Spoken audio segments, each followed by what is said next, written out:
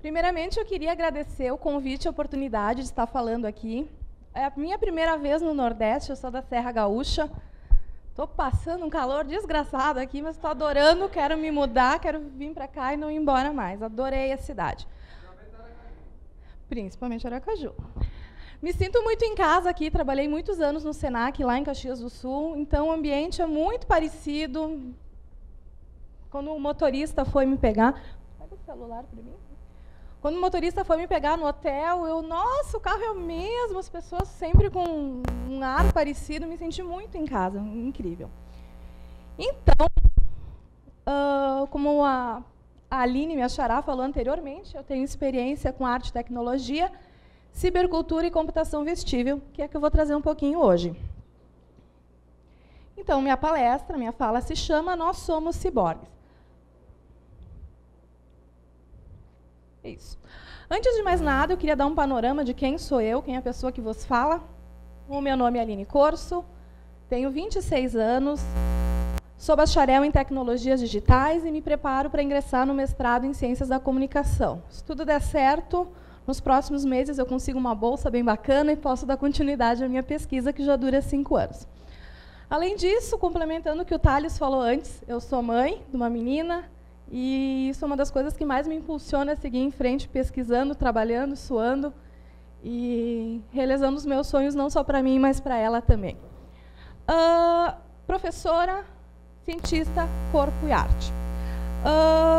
Isso era uma coisa que eu não ia falar, até que ontem à noite a gente saiu para beber um pouquinho, né, para conhecer a cidade, e daí a gente foi falando, nossa, mas o que aconteceu na tua vida que tu foi parar nisso? Como que tu decidiu seguir isso? Eu falei, pois é, não sei.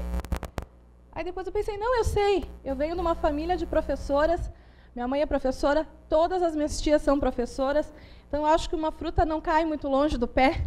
Então, meio que eu já tinha o meu futuro traçado, né? E realmente, a primeira vez que eu botei o pé numa sala de aula foi no Senac. Tive que substituir uma professora, uma amiga minha, às pressas, dar uma aula de informática. E, sei lá, cheguei lá na frente, dei a aula, me senti em casa e não, virei professora. Que bom, virei professora. Então, é uma coisa que está dentro de mim, né? Por causa da busca do conhecimento. Busca pelo conhecimento. Desde pequena eu sempre fui muito nerd.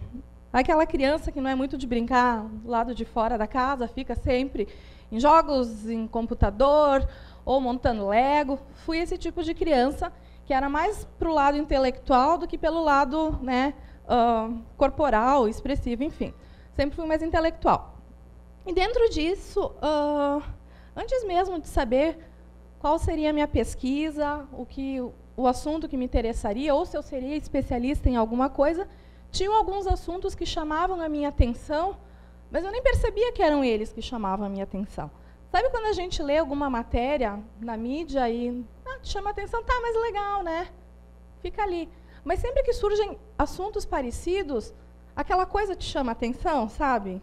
Eu não sei se a tua linha de pensamento é focada para aquilo ou não, mas, enfim, em 2008 eu percebi que os assuntos que me chamavam a atenção eram os relacionados ao corpo e à tecnologia. Eu tinha um site que eu grudava, colocava lá notícias de tecnologia que me interessavam. Aí um dia fui olhar os arquivos para ver o número de postagens, como que andavam os acessos, e eu realmente me espantei porque eu vi que, sei lá, mais de 90% dessas publicações tinham a ver com corpo e tecnologia, e eu fiquei chocada. Poxa, eu gosto de corpo e tecnologia mesmo, né? Daí foi uma surpresa para mim. Aí, depois que eu tive essa noção, que era o que eu gostava realmente, eu comecei a ir atrás de mais conhecimento sobre isso. Voltar. Aí.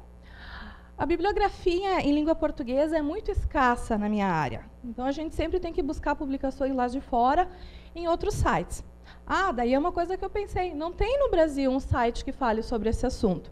Então, eu criei. Criei o primeiro site no Brasil que fala sobre corpo e tecnologia, computadores vestíveis, próteses e implantes inteligentes, que é o que eu vou falar depois para vocês. Só complementando, né, faço pesquisa acadêmica sobre esse tema, faço obras de arte e tecnologia depois eu quero ver o que tu vai falar também, sobre a questão, explorando conceitos como games, que o colega também vai falar, já tive experiência de mercado com uma empresa de games, mas realmente eu percebi que a minha paixão mesmo é a academia, não cumprir prazos, né, fazer aquela coisa de empreendedor, não sou uma pessoa empreendedora, sou uma pessoa mais teórica. Exponho obras de arte que relacionam esses conceitos de videogames, corpo e tecnologia, realidade virtual, realidade aumentada, enfim, projeções, todos esses conceitos de interatividade 2.0. Aqui eu mostro para vocês a minha primeira obra, a que teve maior repercussão na minha cidade, que eu reproduzi, minha cidade de Caxias do Sul, eu reproduzi em videogame a cidade, e os usuários poderiam passear virtualmente pela cidade. Então, foi um projeto bem bacana, eu expus no Museu Municipal, e eu destinei ele para as crianças, que ali pela 4ª, 5ª série, lá no Sul, eles estudam a cidade. Então, para eles terem uma noção de como era a cidade naquela época, não só através dos livros, a gente inseriu eles na cidade naquela época. Então, foi uma experiência bem bacana. A segunda imagem é a minha última obra, que eu fiz uma roupa inteligente que mede os batimentos cardíacos do usuário e ela pisca conforme a frequência cardíaca. Então, é uma coisa mais experimental, né? E ali embaixo, o meu site, que está ativo desde 2008. Ali, o compartilhamento de conhecimento está diretamente ligado à minha busca pelo conhecimento. Tudo que eu faço, eu disponibilizo online. Por exemplo, todos os códigos, fontes, informatizados que eu utilizo para fazer as minhas obras, se tu entrar no meu site pessoal, eles estão todos lá. Quem quiser entrar, pegar, mexer, contribuir, está tudo lá. Tudo que eu faço, eu compartilho gratuitamente. E chegando nesse ponto, o que eu gosto de estudar, o que me dá prazer, são duas coisas. A relação entre o corpo e a tecnologia e a ficção científica. Sou apaixonada por filmes de ficção científica, literatura de ficção científica, videogames de ficção científica. Então, sempre que eu falo sobre o corpo e a tecnologia, eu utilizo a ficção científica para dar um pano de fundo, né? E seguindo, vamos entrar propriamente na minha fala agora, que é sobre nós somos ciborgues. Todos nós, de alguma forma, somos ciborgues.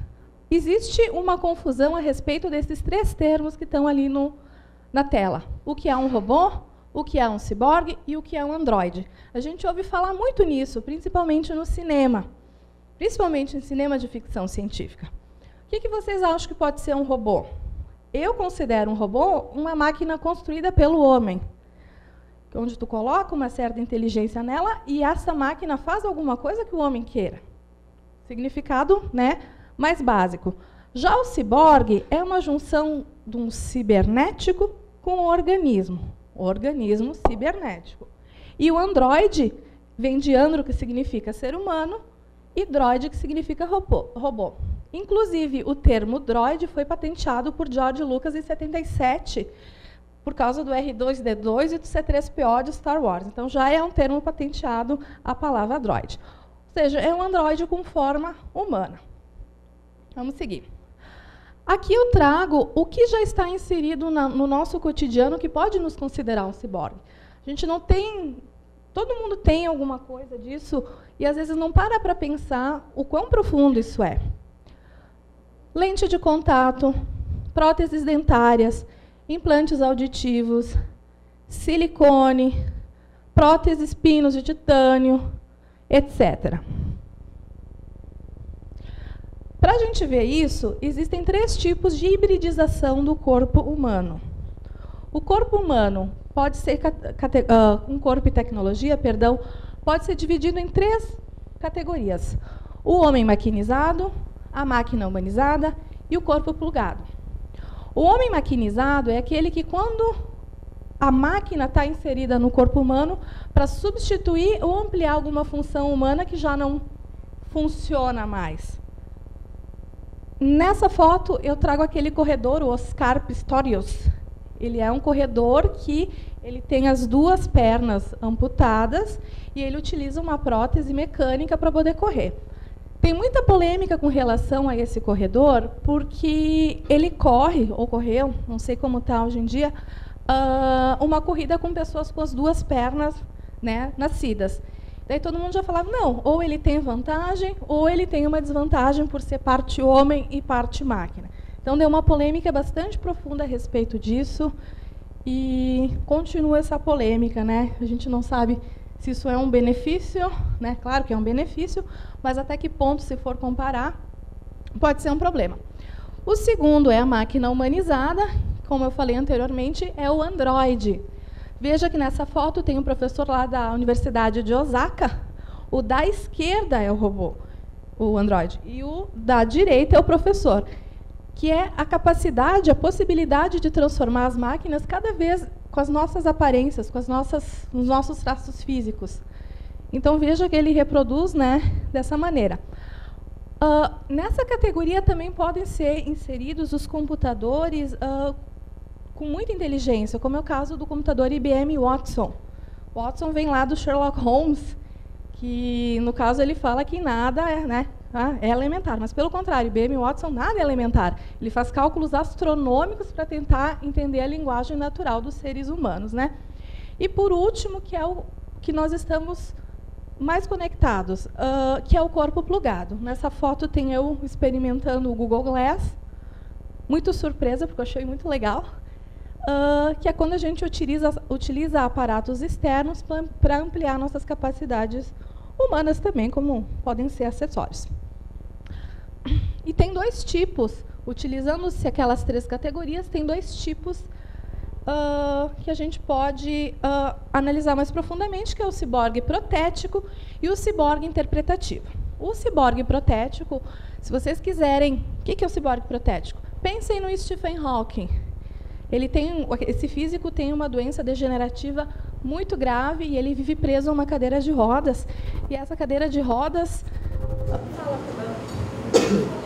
Essa cadeira de rodas possui funcionalidades mecânicas que ajudam a suportar a vida dele. Ou seja, a fala é auxiliada por essa cadeira, os sensores que ele possui para ouvir, para se movimentar. Então, nessa categoria também.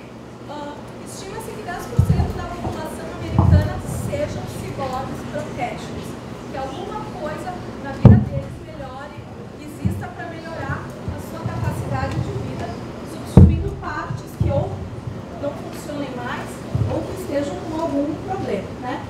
E o ciborgue interpretativo... Oi? Dá para me ouvir sem? Acho que até melhor sem, né? Tá. E o ciborgue interpretativo é a categoria que nós vamos nos achar ali dentro. Ciborgue interpretativo.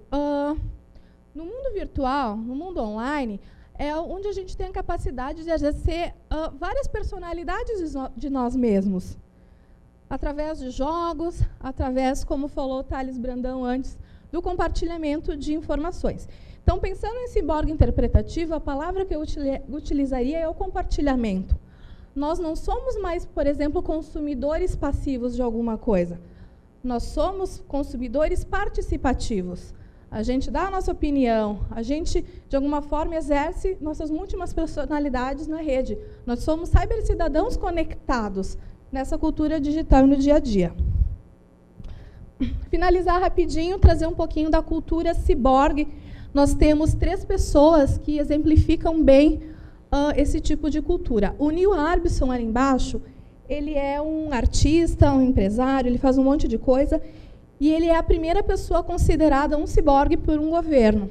Ele nasceu sem a capacidade de enxergar as cores, ele só enxerga em preto e branco, então ele criou um aparelho que permite que ele ouça as cores. Ele enxerga, por exemplo, o azul faz pi, o verde faz pi, pi, pi. Então, ele sabe que cor que ele está vendo, né?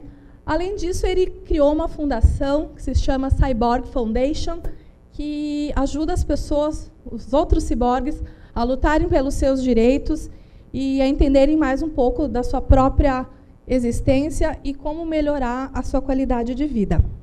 O de baixo é um artista estelar, que muito polêmico. Ele faz experimentos com o próprio corpo.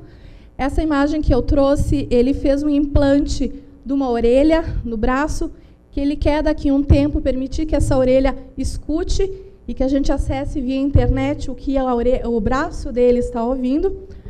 Claro que ele faz para chocar isso, né? Mas é muito legal porque a arte permite possibilidades que, quem sabe, a medicina se aproprie dela futuramente, né? Ele fez uma cirurgia que foi ilegal na época, ele cultivou a orelha com tecidos vivos e implantou. Lá no início também eu trouxe uma imagem dele, que ele está com um terceiro braço mecânico e ele escreve a palavra evolution, que para mim é uma coisa muito simbólica, né?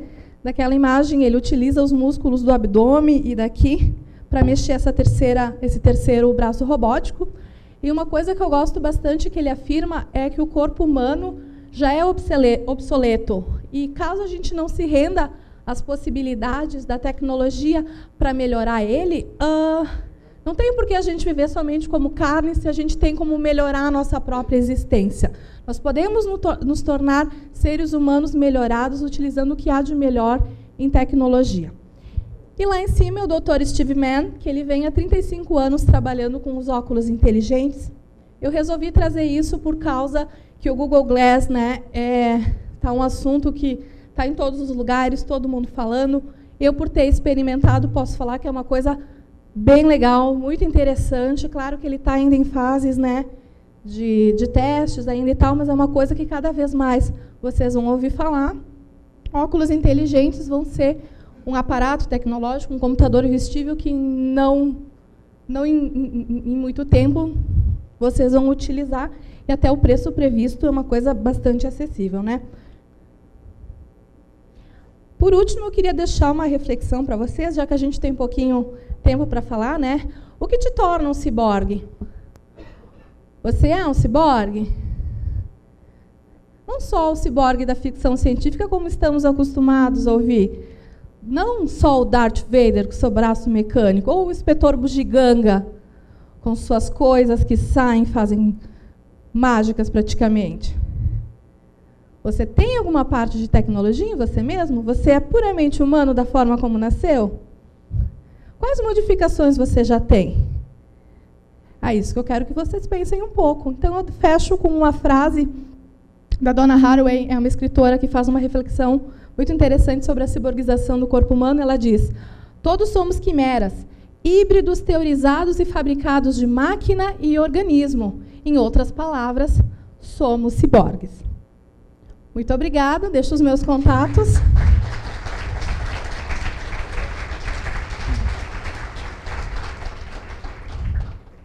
Prazer estar aqui.